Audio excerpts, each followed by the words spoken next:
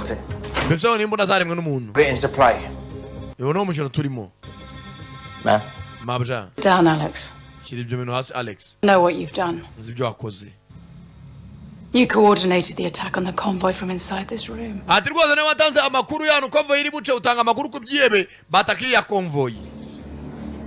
What are you talking about? You assigned the prison transport without proper clearance, knowing they weren't equipped.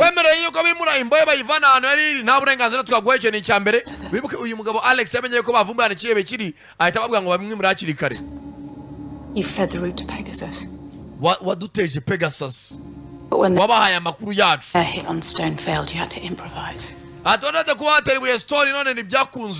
So you went after Amber Todd's husband and child. This is insane. In the loop, Alex. Like you asked.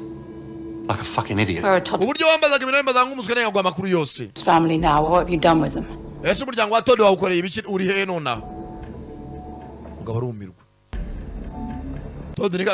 it paid you well, Alex?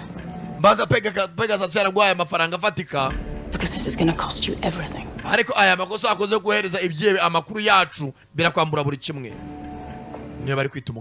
Formal investigation. You haven't got enough evidence to arrest me. Worry about that. I'll find it. When I do, I will rip you apart.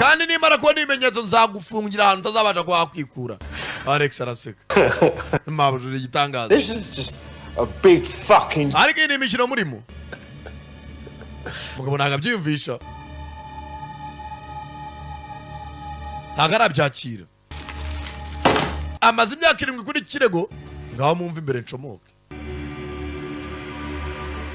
Get out of my fucking way.